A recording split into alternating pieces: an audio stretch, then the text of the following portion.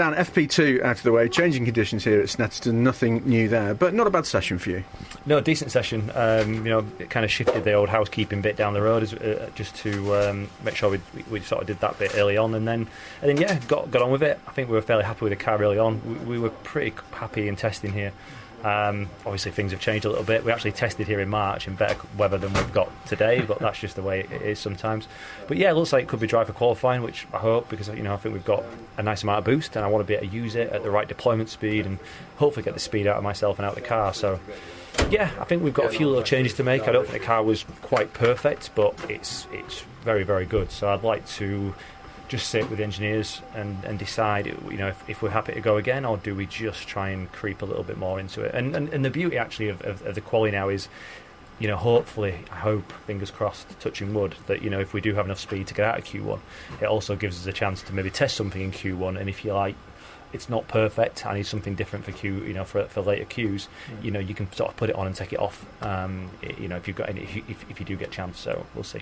How much of a danger is there when you come out of the car in a session like that and you think, do we try something or don't we? And you overcompensate. Yeah, no, of course. I mean, I think we're in that window though where it's not going to kill or cure it. I think we can either edge another 10 for 2, which is probably the difference which could make the difference, maybe an extra 10th, or you're going to drop away by 1. You're not going to go from like a second off to a second under. It's not that big a change. It's just going to be a little bit around the edges. So I feel fairly happy with what we've got, as I did in testing, and as I did in each quali we've had so far. So. Yeah. During that session, towards the last sort of 5 minutes or more, you could see the track times coming down very slightly, not quite hitting the mark. But was that because the track was drying out, or anything else? I think the track was fairly good from early on. I presume it's just familiarity, people getting themselves back into it. Obviously, I don't know where people are with tyres and things. You can only kind of race yourself on in practice. You need to sort of keep an open mind about what some people may or may not be doing. We know what I'm doing. I know what. Obviously, I'll find out what my teammates are doing, and then we'll put our best foot forward for this afternoon. Clearly the BMWs look very strong in certainly in the wet this morning, and I dare say they're going to look good in the dry.